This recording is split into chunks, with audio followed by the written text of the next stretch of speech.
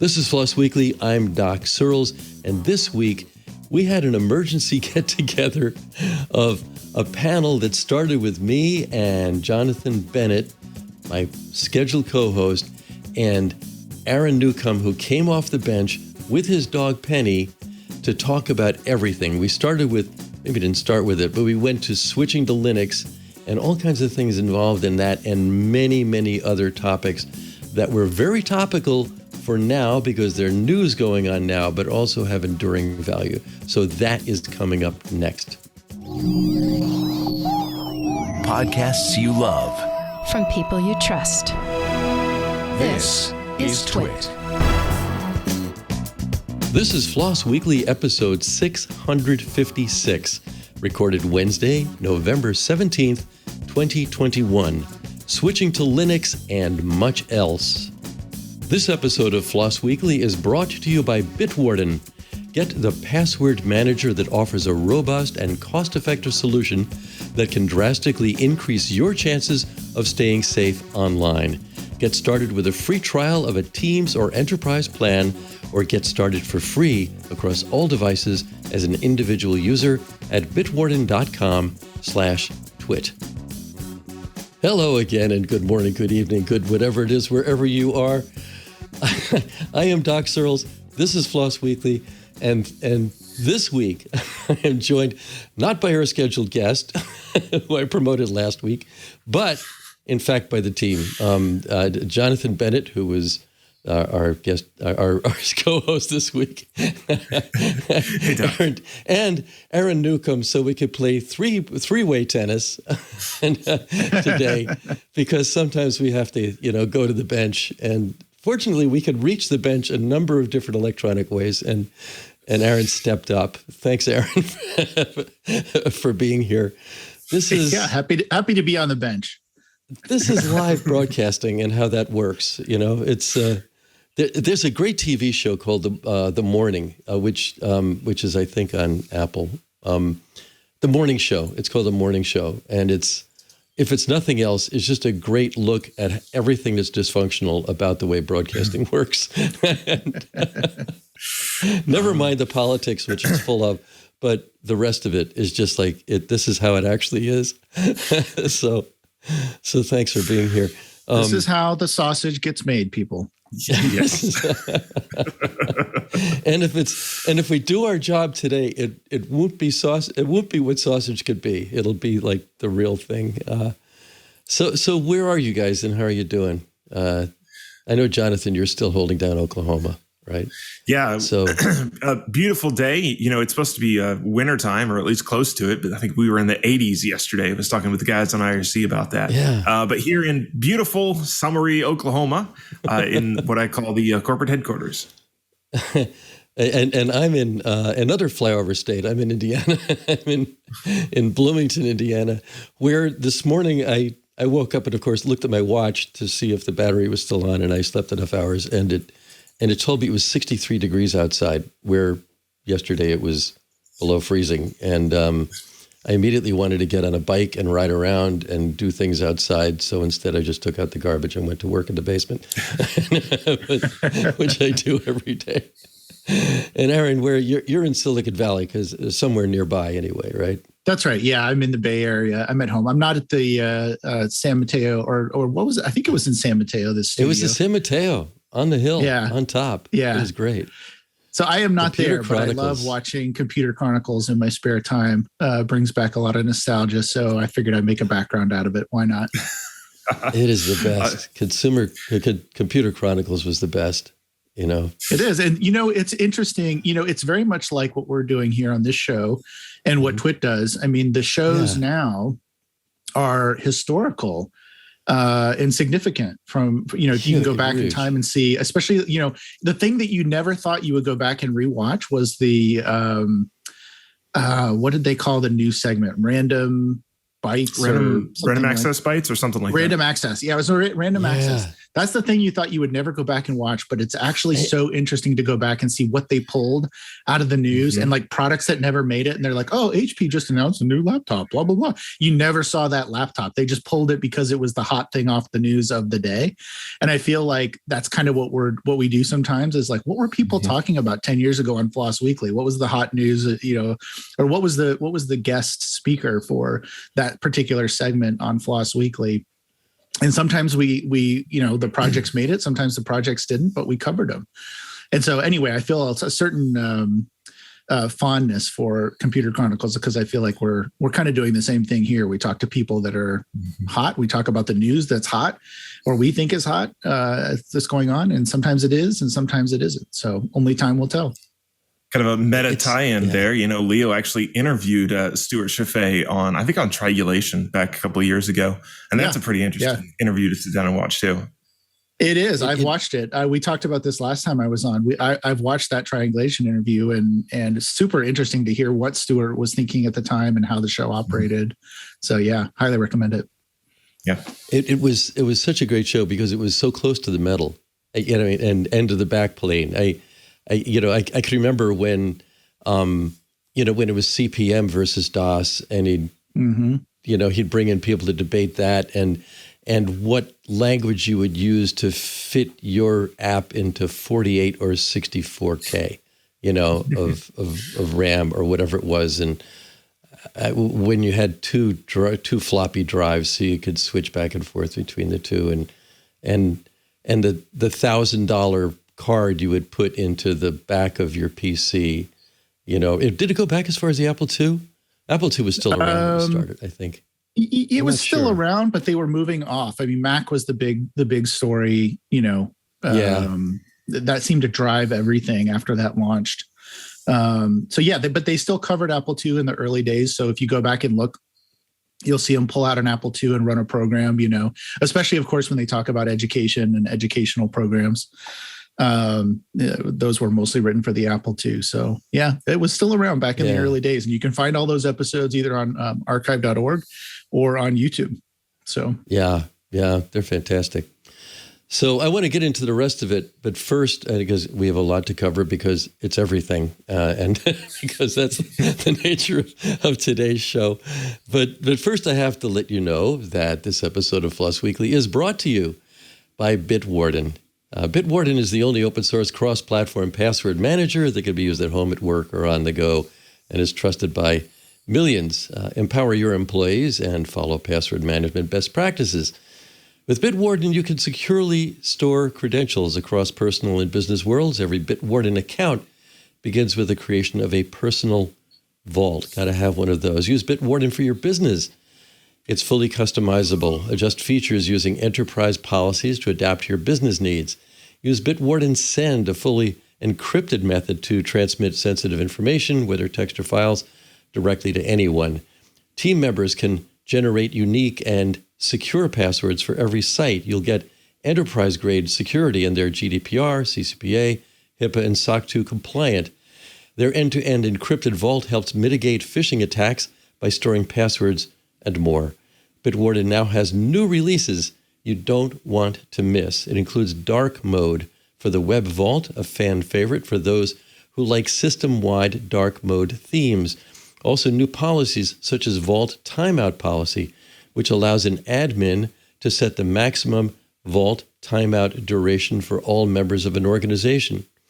Interested in a business plan? Bitwarden has plans that will work for you.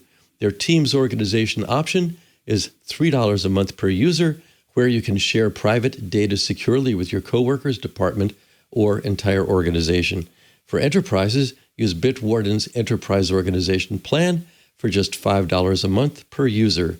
Their free organization plan includes 2 users who can store and share secure passwords. Bitwarden is now accepting free registration to their second annual Open Source Security Summit, featuring keynote speakers Nicole Perlroth, Steve Wozniak, and Bruce Schneier. Explore the advancements in open source security and empowering individuals and businesses with credential management. This year, they will bring together users, business leaders, and industry visionaries to chart a path to bring open source security solutions to the world at this free and virtual event. Bitwarden believes that everyone should have access to basic password security tools. Individuals can use their basic free account forever for an unlimited number of passwords or upgrade any time to their premium account for less than $1 a month. And if you're looking for a secure password storage for your entire family, their family organization option gives up to 6 users premium features for only $3.33 a month. Using the Bitwarden cloud, you can get started in no time. Monitor and manage security vulnerabilities using the Bitwarden Vault Health Reports. Identify exposed, reused, weak, or potentially compromised passwords, as well as any items in your vault with inactive 2FA. Get started with a free Teams or Enterprise trial of a Teams or Enterprise plan at bitwarden.com/twit, or try it for free across devices as an individual user. That's bitwarden.com/twit. Okay. Okay, back to the show. Hey, guys, this is where we talk about everything because everybody's here, with the exception of those that didn't come off the bench for everything. I know we've already posted stories for each other. So, Jonathan, you referred to that. You want to take yours? Sure. So let's jump into it. I imagine that Aaron is familiar with this one. I don't know if Doc has seen it yet. Linus Sebastian from Linus Tech Tips started a challenge running Linux on their home machines. Aaron, have you been watching this? No, I have not seen this, actually. I do follow, I watch the channel, obviously, quite faithfully, but I haven't seen this one. What's it about? All right. So Linus and, what's his... it's the co-host on the WAN show, and Luke, I believe is his name. They both took this challenge for like a month. They are going to install Linux on their home desktops, and they've got like a series of challenges that they're going to go through. And they are dedicated to trying to figure out, is Linux actually a good choice for typical gamers is their thing. And some hilarity ensues. So the thing that happened pretty much right off the bat that I think we can chat about some, Linus started with System76, with Pop! OS from System76, and went to install Steam. And, he goes through their nice graphical manager and tries to install Steam, and the install fails. And so, a little bit of Googling, and he comes up with this command line command to use apt to install it. And he runs the commands to install it, and it tells him at the bottom, you are about to uninstall very important packages. To continue, please type in, yes, I'm sure, do it, or something like that. And he types it in and hits enter, and his desktop goes away and his computer reboots to a command line, and that's it. Because there was a dependency problem with the Steam package and the Pop! OS packages, and he ended up uninstalling everything from Pop! OS, which means he uninstalled his desktop environment, which is hilarious. But the whole thing is really interesting, though, because it's these guys that are not Linux fanboys looking at it kind of with fresh eyes going, all right, guys, this is broken, and if you want more people to use Linux, you really need to fix this. And this is a terrible experience, and if you want more people to Linux, you need to fix this. And it's been a really fascinating series so far, and we're only on episode 1 of it, and there's more to come. Yeah, I'm gonna have to go check that out, because I mean, this was definitely a problem, 10 years ago or so for me, that this stuff would happen. Luckily, I can fix it because I know Linux and I know how to use it. But this was a problem for people that were new to Linux. They would come on board. They would they try to install stuff the way that they were typically used to installing it. It wouldn't work. And, they would get turned off for another 5 or 10 years, and it would be almost impossible to get them to try Linux again.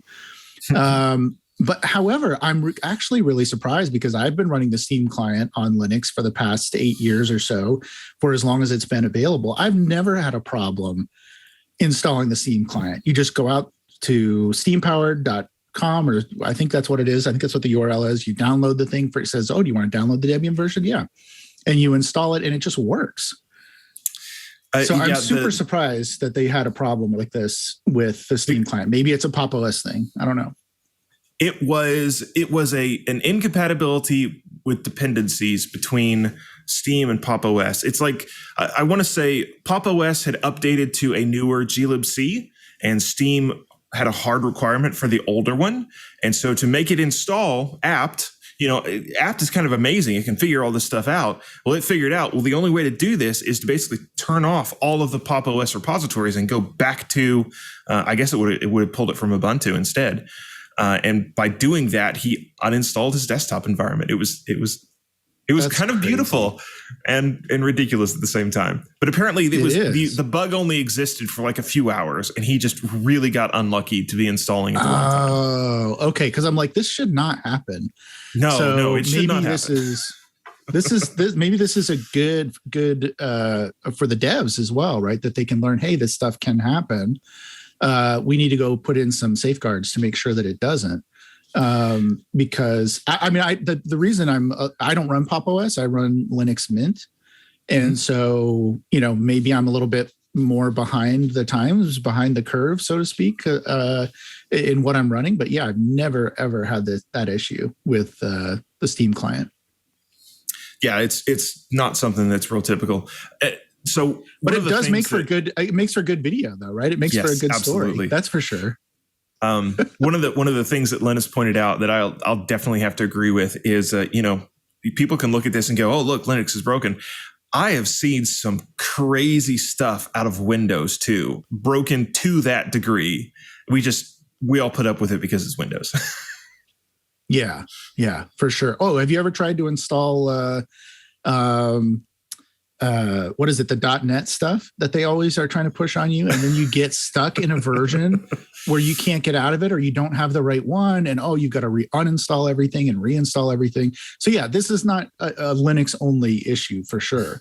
Getting stuck in .NET dependency hell is awful, and it always happens at the wrong time where you've got a project that you've got to get done. So yeah, it definitely happens in Windows, and I'm sure it happens in Mac OS too, although I'm not a Mac OS user, so I don't know. But I can tell you that when I tried to use Mac OS when I started a new job, it was an awful experience. I couldn't figure out how anything worked. I couldn't get, I had to drop to the command line way too many times. I was like, this is supposed to be really easy. Luckily, this is based on BSD. So it's Linux-like, it's Unix-like. So I know how to do it. But I mean, I should not have, this is supposed to be an easy experience, or, whatever the paradigm that you are supposed to love and not ever have any problems because they lock you out of everything. But I know for macOS, I had similar issues, at least with what I was trying to do on it. So Ant in the back channel is telling us about his Windows problems. And I've got to say, Ant, we will eventually get you on board. We will eventually get you running Linux on your stuff. One of these days. I'm more than happy to run Linux, but unfortunately, I'll have to use some Adobe products for my day-to-day. So that's the main thing. I use a lot of Adobe products, and normally I don't pop in on this show, but I had to this time. Yeah, we're always glad to have your insight, Ant. But that is an issue, right? Is that, hey, I want to run, I need to run this particular application. I also run Adobe stuff, and I play a lot of games. So I run Windows typically most of the time. And then if I really need to get some serious stuff done, I reboot into Linux. I always install Linux on every system as a backup in case Windows blows up. And on my laptop for work, I run it as my primary, daily driver, because I don't need as much I don't have as many dependencies in that environment. We're mostly Google-based, browser-based applications, and so I can just pop up a browser on any OS and it just works. So luckily, I can run Linux daily on my work system. But unfortunately, for doing my YouTube channel stuff and playing games that just won't run on Linux, I have to run Windows. That list, I don't know if we want to get into this, but boy, that list is getting shorter and shorter. The games and the applications that don't run under Proton, they are really making very large and quick strides to get things working. Partially because of the upcoming Steam Deck, I think that's really kicked a lot of enthusiasm off. But for sure. And maybe you should go into Proton. I mean, just like in 2 sentences. So for people that don't know what that is. So there's a project called Wine that has existed for years and years that's been all about being able to run Windows applications on Linux. And what they accomplished with Wine was really fantastic. But Steam, back several years ago, really got kind of gun shy about being so tied to the Windows platform. And so Steam said, all right, we're going to take Wine. They've kind of forked it. Really, it's become more of a second staging branch for Wine. But anyway, they've got a build of Wine with a bunch of their patches on top of it that gets integrated into every time you install Steam on Linux. You basically get Proton just downloads with it. And you can go in and you can say, all right, I want to run all of my Windows games. I want you to enable being able to run them on Proton. And goodness, so many. There you go, the Proton DB. The top 10 most popular games, you've got 50% of them run really, really well. And for like all of the games on the platform, it's something like 75 or 80% of them just absolutely run without a problem on Proton. You do a little bit of looking, and there are people that have made the Adobe Creative Cloud stuff work on Proton too. So it's pretty exciting times. Yeah, for sure. Sorry, Penny wanted to say hello. She just jumped up on it. She thinks she's 10 pounds, but she's 80 pounds. She's an 80-pound golden retriever. So, and she's 10 months old. So say hello, Penny. I did not know that Apex Legends ran on Proton. So I'm going to have to, that's one of my games that I play all the time. So I'm going to have to give that a try. And I'm going to have to put Penny in the other room. But I didn't know that ran. So that is awesome to see that list. I'm going to have to check some more of those out and give them a second chance. Yeah, well, it's because of the Steam Deck coming out. We suspect that's what it is. So if you've been living under a rock and you don't know, Steam has announced they're going to make this little handheld, a portable that is based on an AMD APU, one of their all-in-one processors, and it's going to run Linux on it. And lots of people that are they have their games, and there's the thought that a lot of people are going to buy these, and so a lot of the big game manufacturers are starting to really pay attention and go, well, how can we make sure that Apex Legends works on this new handheld Steam's going to bring out? Right. Talk about putting your money where your mouth is. I mean, it's one thing to say, hey, you can download, right? I don't even know what you want to call it. Our game list, our management system, right? Which is Steam for Linux. And it's another thing to say, we'll actually work to develop Linux versions of some of these games or get the emulators to work well enough that these games will run. And then it's yet another thing to say, hey, we're going to release a hardware product. And guess what? We're going to put Linux on it, and we're going to release this to, tons of people that don't know anything about Linux. And it really does seem like an effort that's parallel to, what Android has done, for example, where people never think about, oh, this is Linux, right? Who says that? Oh, I do probably, and you do, Jonathan and Doc. But I mean, there's very few of us that go out and buy a phone and say, oh, I love this phone because it's running Linux, right? And I think that it's, Steam is taking gaming now to the next level to say, so people can just pick it up and say, I want to get a Steam Deck, but some of them will never know that they're running Linux under the covers. That's pretty ambitious. Yep. Yeah, I want to say two things here. One is, for those of you not gifted with video, Penny is a dog and not an 80-pound cat. And now that she's in the screen, right on Aaron's lap, she's not really reversed out and become part of Aaron's Zoom background. And she's the host of Computer Chronicles. That's right. That's right. Penny can be the official mascot, but you can see she's still a puppy. She's still and she goes very well with your flannel shirt. She's like the color coordinated with the shirt. She matches, and her nose with your headphones. It all works somehow. Anyways, we were talking dependencies, and so there's something that I'm going to share. We'll put it in the show notes. It's there's a fantastic video done by a guy, and I think his name was Chris Hall, but I think his last name was Hall. And his first name was Chris, but one of those is correct. And it was done in the 90s, I think. but he's a cartoonist, and Ant's putting it up. Yeah, we're not going to have video on it. Though it probably wouldn't hurt just to run the whole thing and do the video because it's brilliant. I don't know. You want to do that? You want to risk it? Just putting it on here because you'll hear it. Sure. Well, let's do it. Give me a second. Take it from the top, because if you only hear this thing, you'll get what I'm talking about. Chris did the audio as well in this thing, or Chris or Hall, whatever his name was.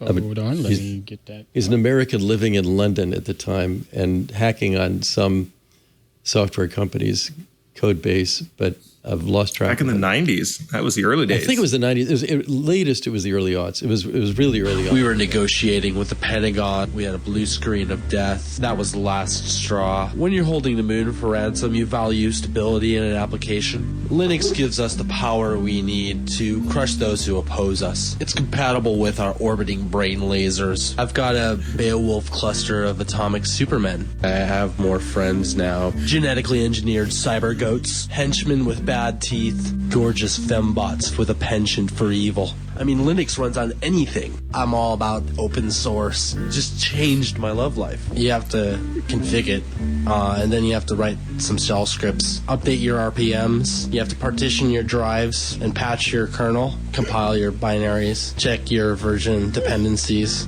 probably do that once or twice. It's just so easy. It's so simple. I don't see why most people don't run Linux. Thank God they don't, because then they'd all be supervillains, wouldn't they? I'm Steve, and I'm a supervillain. And that actually came along with, this is at the time that Apple was running, it was early in the Steve Jobs reign, his final reign, when he did the switch to Mac thing. And he had an equally good parody of Switch to Mac. And this was sort of the companion to that. But anyway, all that thing about dependencies is in there. So I wanted to share that. And what Aaron was saying, about Linux now running on everything, it's in your TV, right? It's in all the TVs. I remember the Sony Bravia that I got in 2006 came with this 2-page fine print thing that was the GPL license of the time, saying we have to give you this in order for you to know that we're running free software in this thing. And that just came in the package. It was part of, like, it was in there with the warranty and all of the promotional stuff. And that was there. But it is what pretty much everything on a TV now does. Now, Consumer Reports, which you have to have a subscription to, unfortunately, but their latest report on all the best TVs, their recommended TVs for Christmas, gives every company like middling marks at best for privacy. And that's because all of them now, like your car as well, if you're buying a new car, it comes with a cellular connection in there that's narking on you more or less constantly, and comes with a privacy policy that says they can do that without telling you much more about what they're selling it to or any of that kind of stuff. I'm not sure if it's true for all cars, but I believe it is for all American cars. So one of those companies, Vizio, has recently, just look up Vizio and litigation. The Software Freedom Conservancy has filed a right to repair lawsuit against them for alleged GPL violations. And we actually have Bradley Kuhn of the Software Freedom Conservancy coming in a few weeks to talk to us about that, which is great. And for those of you not visually impaired, Ant is showing that right now. And that's not the only story. The thing is that all of them are doing this. And it's one of the reasons that TVs are as cheap as they are and getting cheaper, is they're making money on the side doing this. And in fact, that's what pretty much all publishers are doing as well. And it's worth looking at, because it's not just a GPL violation, it's also a de facto pro forma violation of privacy that's done because the first law of technology is what can be done will be done until people freak out and techies come in and make it impossible. And we haven't done that yet. We need to do that. And these are steps in that direction. It seems like there is a gaping hole here for a new project for replacement firmware, something like what Lineage or some of the others is for Android. You could do something similar for Android TV, which I assume most of these run, so my smart TV runs. The features from Android TV is amazing, but all the tracking that's so easy to put into it is such a pain. And so there's this huge need, a vacuum here for a true open source replacement firmware for TVs. Let's get on it, guys.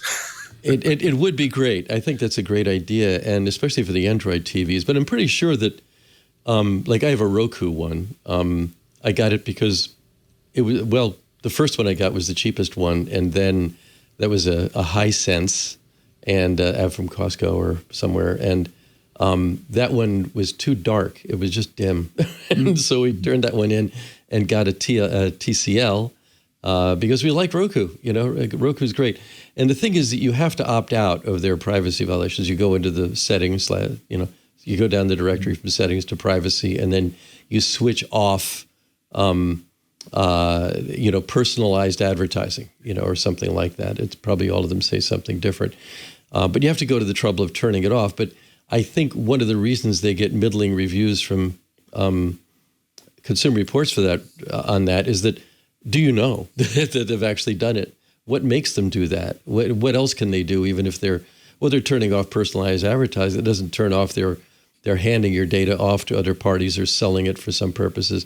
I don't really know, and I haven't dug into it enough to know, but I am sure that among our vast audience, there are some that do know better than I do and could do what Jonathan just talked about.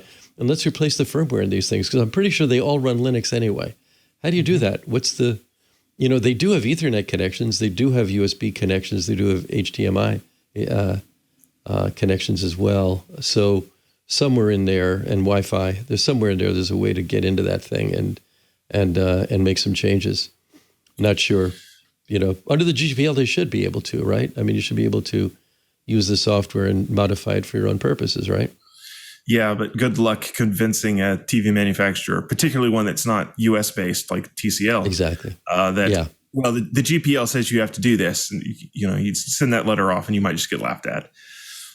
Right. Yeah, but we'll see. I mean, they're not the only makers. There are some makers of things that are more obedient to that kind of thing than others. I know. Years ago in Germany, Martin Winterhorn, the since disgraced chief of Volkswagen, stood up at CeBIT, the giant conference in Europe, saying that Volkswagen was not going to be a Datenkranke, which means a data octopus or data monster, because Kraken means the same auf Deutsch. I took 2 years of German in high school and gave them back when I was done, so I might be wrong about that. But his point though was that it was becoming fashionable at that time for cars to start narking on people. I remember Ford went on about, "Hey, we've got a new business now. Narking on customers. We can sell the behavior of our drivers to insurance companies so." To improve driving everywhere or something like that. Certainly your Tesla comes with that as a matter of course. But privacy is not a feature of cars right now, of most cars, but maybe German ones. So maybe there's some little toehold there that is the ghost of Martin Winterhorn, who I think is in jail or somewhere else now. But nobody's said that since then. I don't know where he is, probably not. But Germany's better at that kind of thing. Europe in general is better about personal privacy than the US or Asian companies, but that may be too broad a statement. So I saw something on Amazon of all places just yesterday or the day before that kind of ties in with this. There's another project. We talk about this idea of a project for TVs. There is another project for routers, OpenWRT, and it has just become ubiquitous. In fact, I SSH'd into a piece of Ubiquiti hardware just the other day and discovered that it was running a fork of OpenWRT on it. Anyway, it's become so popular to buy cheap routers on Amazon and then flash them with OpenWRT and then here's the point, they are now making and selling routers, advertising them as being OpenWRT compatible. Right. And that's how I bought my last router. Yeah. Now think about this. What if there was a TV replacement firmware project that got that popular, got sticky enough, like OpenWRT has, that TV manufacturers would start saying, this TV is compatible with the OpenTV project. And I guess there's two ways that you could go about that kind of thing. You could, one, make a law about it, but two, you could do it the way that OpenWRT has and just become successful. And enough people ask for it that it becomes a selling point. And man, that's the direction I would love to see this go, with TVs, with cars even. That would be, that's kind of the nirvana, the open source nirvana.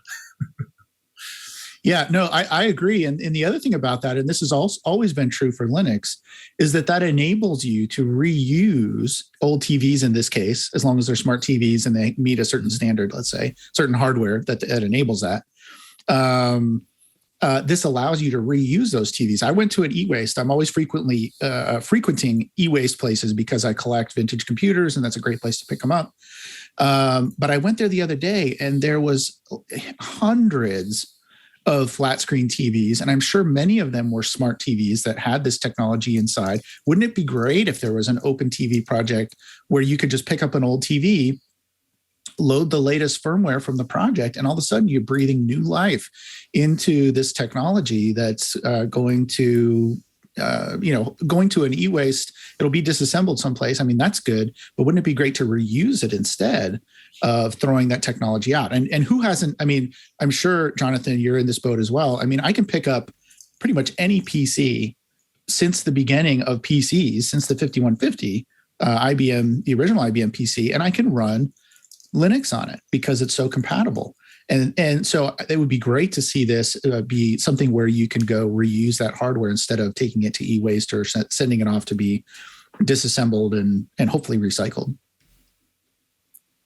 Yeah, excellent. Hey, we have more stories to get into, but before we go there, I want to let you know that you need to be part of Club TWiT. It's another great way to support the TWiT network, but as a member, you get access to some great things. First off is ad-free versions of all the shows, but there are other benefits too. Ad-free is great, but I don't think that's the best thing about Club TWiT. There's the TWiT Plus bonus feed, and that's things like before the show and after the show conversations from here on FLOSS Weekly and other shows as well. The kind of tidbits that you miss out on if you just watch the regular shows. Part of Club TWiT, you get the TWiT Plus feed. You also get a couple of members-only shows that happen on Discord. There is the Giz Fizz, which is always a lot of fun, and there's also the Untitled Linux Show hosted by yours truly, and we have a lot of fun with that too. And don't forget, as a part of Club TWiT, you get access to that Discord server. And goodness, there's hosts and co-hosts on there all the time that you can chat with. It is a great opportunity to get into. So sign up to Club TWiT for just the cost of one fancy cup of coffee per month. Just $7 a month gets you into the club. Head over to twit.tv/clubtwit and join today. All right. Hey, do we want to talk about Google Summer of Code? Doc, you know about this. Yeah. I remember when Google Summer of Code came along, it was so hot and so just encouraging in so many ways. And in fact, I didn't want that. I think Google actually gave me an award for helping promote that thing, and at one of the OSCONs. I think we still miss OSCON, the open source convention that O'Reilly used to put on. I miss O'Reilly being in the conference business. They were terrific at that. But I mean, we had people involved in with Linux Journal stories and other things. There were lots of cool code things that came out early on with that. It was just great. Anyway, so I just remember what a hot thing it was in the beginning. But go ahead, Jonathan, on what is doing now, because I'm not looking at the story and you'll get it right. So Google Summer of Code, they have just announced a really big change, and that is you don't have to be a student.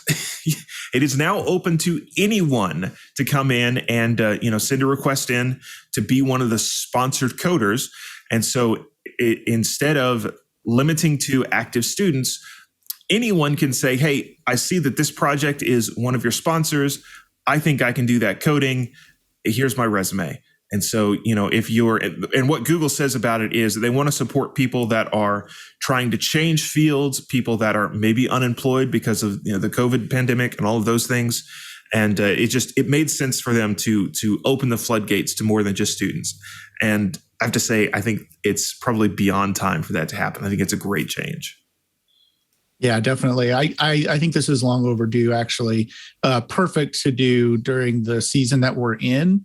So many people have quit their jobs during the pandemic, right? And this gives them an opportunity, like you say, to switch fields or do something different. So yeah, I think this is long overdue. It was great. Don't get me wrong. It was great when this was a student-led thing because, every student knows that the hardest thing to do is to get a job that requires experience when you have no experience. Like, how do you get the experience so you can get the job to get more experience?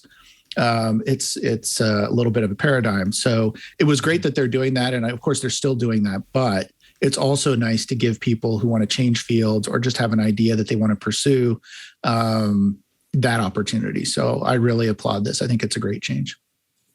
Now, I'm curious if students kind of still have a little bit of a leg up on the selection process. That seems like that might be a fitting thing to do. Because what you would hate to see, is this change pushes all of the students out because they're in that boat. They don't have, the things on their resume to convince Google that they're the right person for the job. Yep. I think we're all students now too. I mean, that's another interesting thing. I mean, thank you, pandemic, for like hitting the jump forward button in the chutes and ladders of history that we're in. It's like, wait a minute, you don't need to go to work.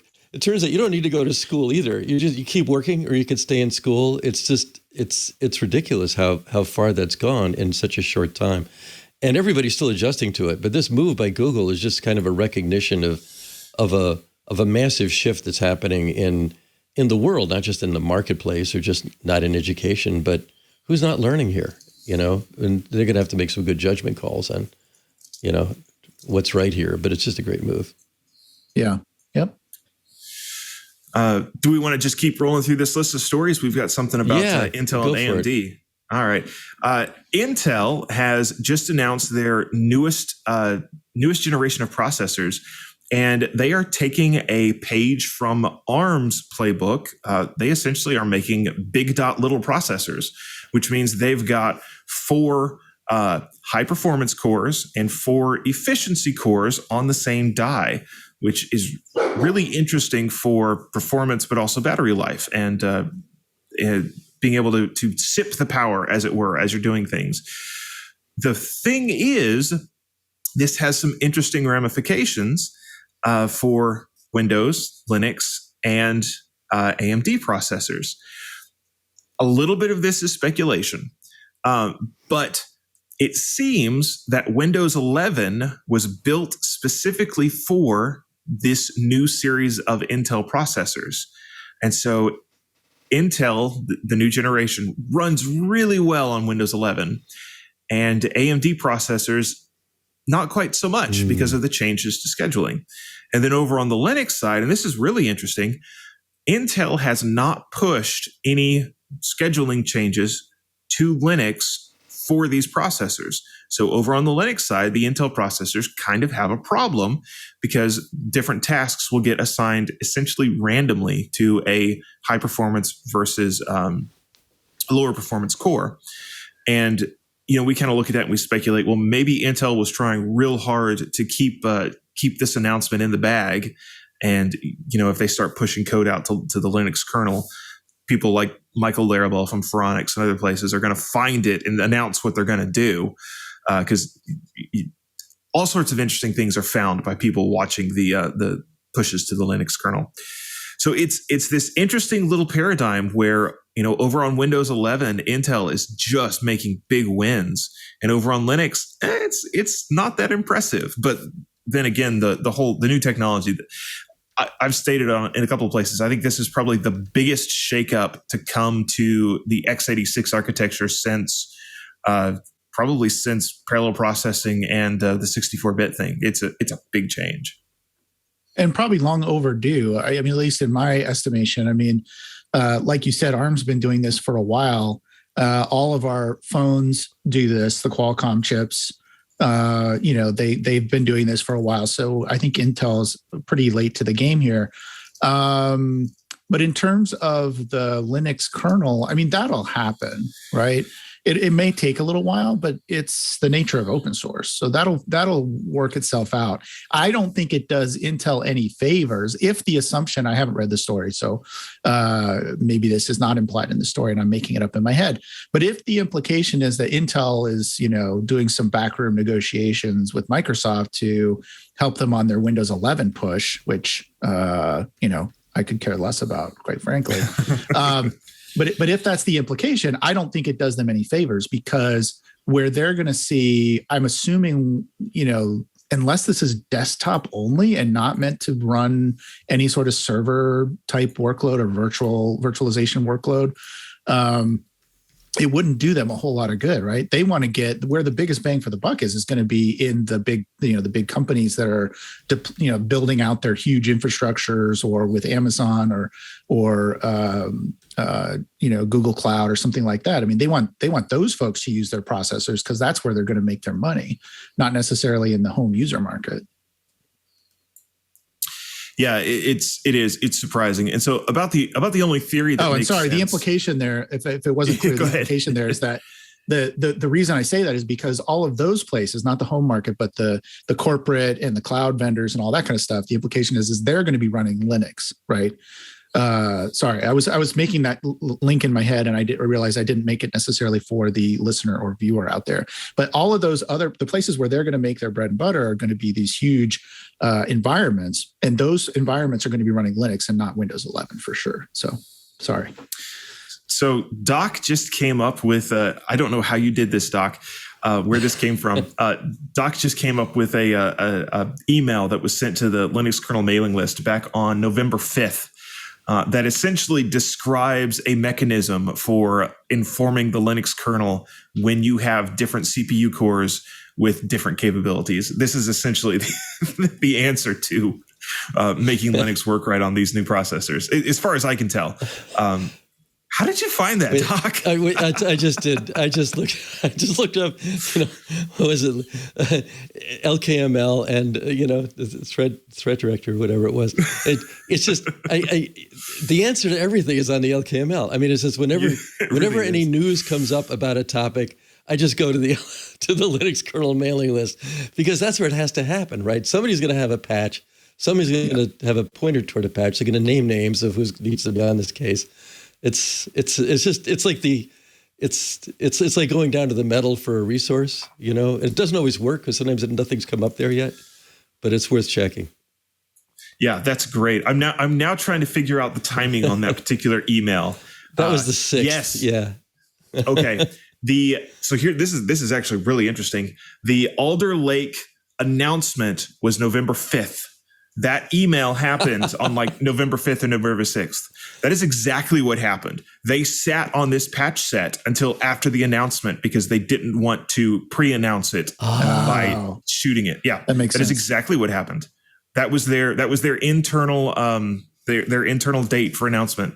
And so I'm sure they had that source code. They've probably tested it for months internally, and they just waited for the announce date to send it out.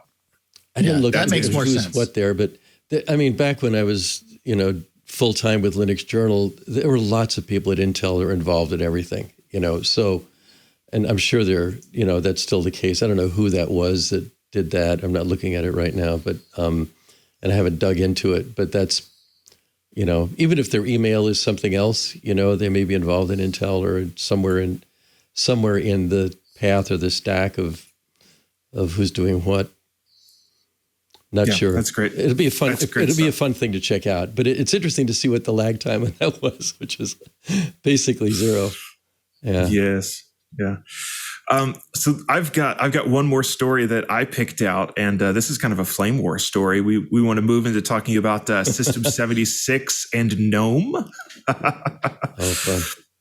So when we had Carl Ritchell from System76, I believe that's the correct name, on FLOSS Weekly back a few weeks ago, he kind of talked about this little bit of a rift between System76 and GNOME with the newest GNOME version, and how that there was a little bit of bad blood going on there. Well, there has been an announcement, something of an unintentional announcement, but they put it on Reddit, and I think they've made it a little bit more formal since then. System76 is looking to write their own desktop environment in Rust and move away from using GNOME altogether. And there's a couple of reasons for this, but a lot of people are really fed up with GNOME right now. One of the big things is GNOME has said, okay, no more theming. As in, you cannot change the colors on your windows. You cannot change the way things look. Our vision of what the desktop is supposed to look like is the one true desktop. And if you're going to run anything GNOME, you can't change it.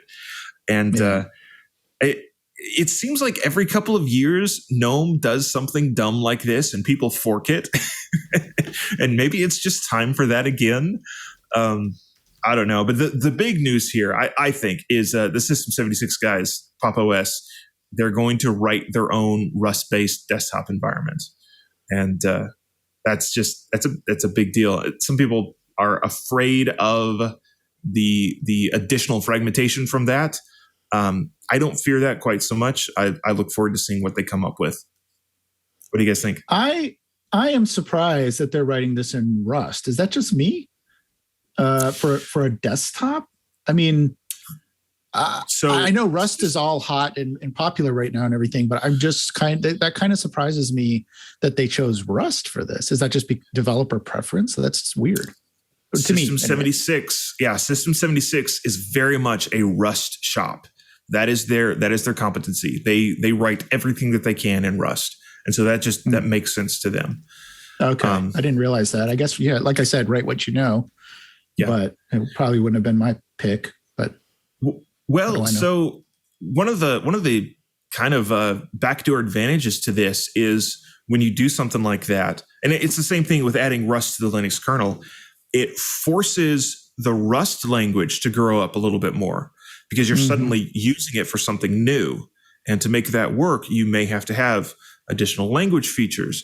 Or, in the case of adding Rust to the Linux kernel, one of the things they're talking about there is, all right, guys, when you update, how did they put it? Essentially, you're going to have to freeze the Rust specifications because you cannot, every time you bump your specifications, you can't also require a newer version of the Rust compiler. It was something like that because they were talking about, the difficulty with chasing down bugs, doing a bisect if you had to use a different Rust compiler every time your bisect moved back and forth. Coming back to, writing a desktop environment, I think it is something new for Rust, and it's going to probably result in some new features for Rust. And again, just kind of making the language grow up a little bit more. And that's one of the things that some people have commented on about Rust. It's like it's such a great idea, but when you go to actually do useful things with it, suddenly you realize that it's still missing stuff. So we'll see. Hopefully. Yeah. Well, it'll be interesting. I mean, I haven't used GNOME in forever. Since I run Linux Mint, I typically run Cinnamon, and it works well for me. It's simple. It works. No muss, no fuss kind of thing. I mean, I'd love some wobbly windows. I kind of miss Compiz and all that kind of stuff, right? But I know I could make it work, I assume, if I tried hard enough. But it was. I love those days when wobbly windows were all the thing, and you had spinning cubes and all this stuff that you could enable. You just go in and check all the things. Like, I want things to pop up and move around and stuff. And I kind of miss that a little bit. Maybe I'm an anomaly, but. Yeah, no, you can make it happen. You still can. Yeah, I remember those days, taking Windows users and showing them my Linux laptop and the desktops on the cube and all of that, and blowing people's minds. It was great. Yeah. KDE still has a lot of that stuff just right there to turn on. If you ever wanted to come back and take a look at KDE again, I'm sure we'd be glad to have you. That's like a whole other world. I mean, I know I appreciate KDE. But I just never got into it. I just never got, it's one of those things. It's like different, video editors or different. I just never got into KDE. I tried it several times. I go back and try it. I'm like, it's just a little bit of a different paradigm. I love what they do. And I know people love KDE and all the compatible applications and all that stuff. But yeah, I don't know. I think if you pause for a second and just listen, you'll hear the flooding of hate mail coming to Aaron Newcomb's email right now. Oh, that's funny. I could get appreciate some it. mail too because I said I appreciate it. I used yeah. You know, I mean, the appeal to me of KDE in the first place is that it looked most like Windows. And I hate to say that because I wasn't even a Windows guy. It's just like if you're already familiar with Windows, KDE looked closer to that. This is going way back. But I haven't looked at it in a bit either, so I don't know whether that's still the case or not, and if that's the appeal. That's fair. That's some of the appeal. I prefer to think of it not as looking like Windows, but just matching the desktop paradigm much better than some of the other ones that have tried to mix things up. But I guess I am kind of a KDE diehard fan. I suffered through when KDE 4 first came out and continued to use it, so I may be a little biased. I think that's the thing, right? It is a little bit of what you're used to. It's also, for me, if you go from one to the other, right? So if you're not using KDE and you want to go to KDE, it feels like there's just a lot that you have to install, right? You have to install all these libraries. It's a complete environment. That's in the name, right? It is what it is. And so whenever I've tried to switch, not use a desktop that has it already installed, but actually switch over to use KDE. You go install those packages. You might as well go to lunch and stay an extra hour because there's a lot that you got to install to get KDE up and running. So for me, it's also a little bit of, I'm not using it now. There's nothing that really wants me to go use it. And I know if I do go use it and switch on my existing system, I'm going to have to install the whole environment and it's going to be kind of a pain. So well, here's what you do. Now the hate mail, go ahead, send it my way. I know. No, here's what you do, Aaron. Next time you get new hardware and you go to install Linux on it, just go grab, go grab the Fedora KDE spin and put that on it, and there you go. You'll be set. That's the thing. When you start from scratch, it's a lot easier than trying to migrate, right? So yeah, we've got one of the users in Discord, iLag. Says my KDE looks like Mac and has a screenshot there. And that's one of the cool things about not just KDE, but all the desktop environments is, you can make them look however you want to. They're very configurable. Do we have time to talk about this Prometheus agent thing or no? I think we have 5 minutes left. Yeah, but make it quick. But that includes our plugs, by the way, and whatever else we want to, summarize the show with. And so last story, I'll go super quick. Last story, which is at least on my radar that popped up this week, is the fact that the Prometheus project released an agent that you can run. Now, if you don't know Prometheus, we've actually interviewed those guys before. So, really, it's monitoring for Kubernetes, and Kubernetes is the environment that everybody typically uses when they're building cloud native applications now. So you install, you get Kubernetes up and running, get your applications up and running, then you install Prometheus so that you can pull metrics in an open standard way out of your applications and out of Kubernetes itself. And they just released an agent. And why that's important is because there are a lot of environments that can't run Prometheus. Prometheus is sometimes hard to install for people, and so hard to manage. And so this is all about installing something lightweight that doesn't require a lot of setup and that allows you to pull metrics out of like an edge environment, for example, or an IoT environment into some other backend Prometheus system. So the company I work at, System, we use Prometheus internally. Our product is Prometheus compatible. We try to stay compatible with open standards. And so this means that now we can pull data, for example, and other people can too, out of using Prometheus, which is a standard, out of environments where they may not have been able to get it before. And so I'm just really excited about it. I think it's going to be a bit of a game changer in terms of getting more metrics from your environment into a place where you can go analyze them and hopefully troubleshoot issues and figure out what's going on and make your applications better. So cool news this week coming out of the Prometheus project. Very cool. I guess we're down to like 2 minutes or 3 minutes right now, and we could plug. Ann says, "Take us home." Actually, I wanted to bring something down and hold it up here, but I can't because I'd have to stand up and tear down half the stuff in front of me. I just got this, at the hardware store, this Lacrosse Technology atomic time clock. It's a wall clock because as an old broadcasting guy, I want to look at a sweep secondhand and a nice big face clock, not a digital readout, but the real thing. And that looks analog, but it's not, because it is busy keeping exact time. It's called atomic time, but it's really not. The atomic time is not in the clock.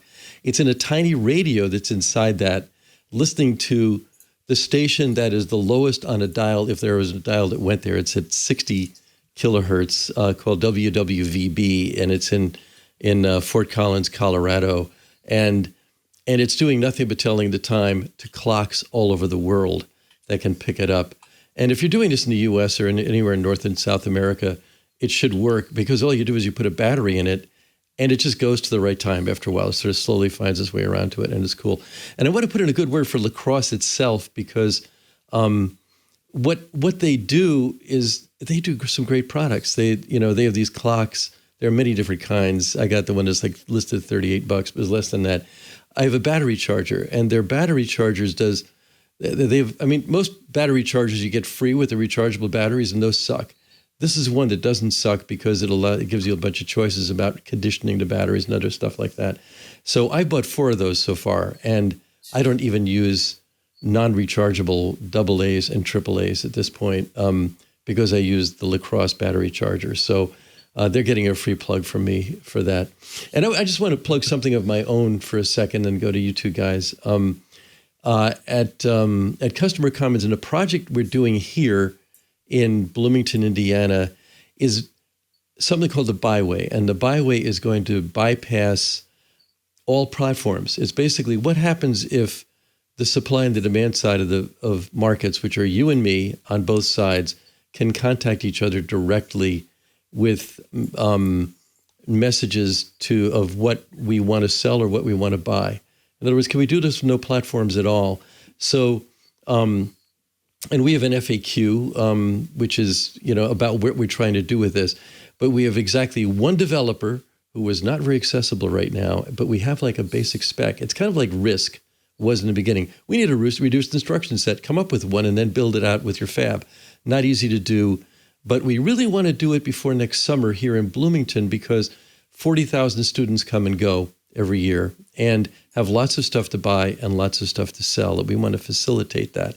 So anybody who wants to come forward with a code way to approach this that does not require building a platform in the middle, but does involve being able to signal what you're looking for directly from demand to supply and vice versa. And contact me for that, by the way.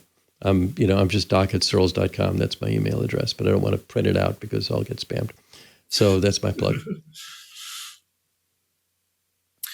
All right, I can go next.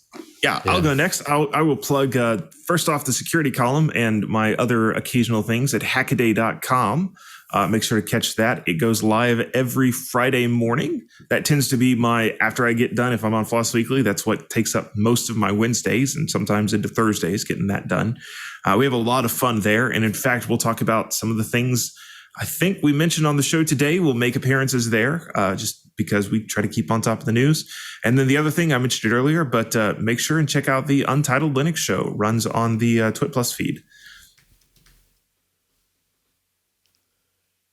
Yeah, I know I'm going to have to check it out because it's hard when I hardly have any time to listen to anything these days, it seems like, but that is one that I would definitely subscribe to. So I'd recommend other people do as well. In terms of plugs for me, I'd check out my YouTube channel where I repair and hack on retro projects. Released a Halloween episode not long ago, speaking of open source, with this little ESP32 device that emulates PCs and VIC-20s and all kinds of things, all running on a $3 microcontroller. So that was really fun to play around with and see, basically an empty PC shell with just this little dev board inside running everything. It was a lot of fun. So check out my channel. It's Retro Hack Shack on YouTube. And let me know, leave comments. Let me know that you came from TWiT or from FLOSS Weekly. And we'll virtual high five each other or something. I just looked and I'm not subscribed to Retro Hat Shack. Well, I have that fixed. You should go subscribe too. That was fast. Awesome. We're subscribing to each other's shows. That's great. There we go.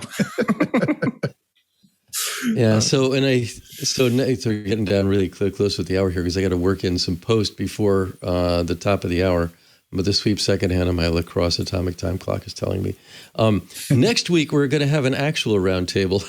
That's what's scheduled, unless we want to work in the guest that missed this week. But because we're having that, actually feel free to write in with questions or things you'd like us to touch on. That would be cool. That'd be great. What do we write into, guys? If there's somebody's writing into us, would it be to the address that Aaron unsubscribed to because it got spammed, or a different one? They can tag you on Twitter. They can tag me on Twitter. They can tag us on Twitter. Tag Jonathan on Twitter. Or tag anyone. There's also isn't there still the TWiT community forums? Yeah, is that that's a good there place? as well? Yeah, they come in on the Discord. Any one of those. Yeah, we'd like to hear from you. This is and you're not just the audience here. We produce as well as consume. All of us do. So we're open to talking about anything next week or anytime. So until then, thanks for being with us. I'm Doc Searls. This is FLOSS Weekly, and we'll see you next week. So you got yourself the brand new latest and greatest iPhone or Samsung smartphone because you heard about all of the beautiful photography those things can create, but for some reason, you're just not quite getting it done when you try to make your photos. Or you got yourself a brand new camera because you were interested in getting started in photography, but your little new inexpensive camera still isn't quite cutting it. Well, you need to check out my show, Hands-on Photography, here on TWiT. I'm going to show you how to be a better photographer and a better post-processor, and quite frankly, just help you get the most out of that new camera that's either on your phone or the brand new one that you just got for your birthday or gifts or what have you, and it's going to be a lot of fun. So head on over to twit.tv/hop, that's twit.tv/HOP, and subscribe today.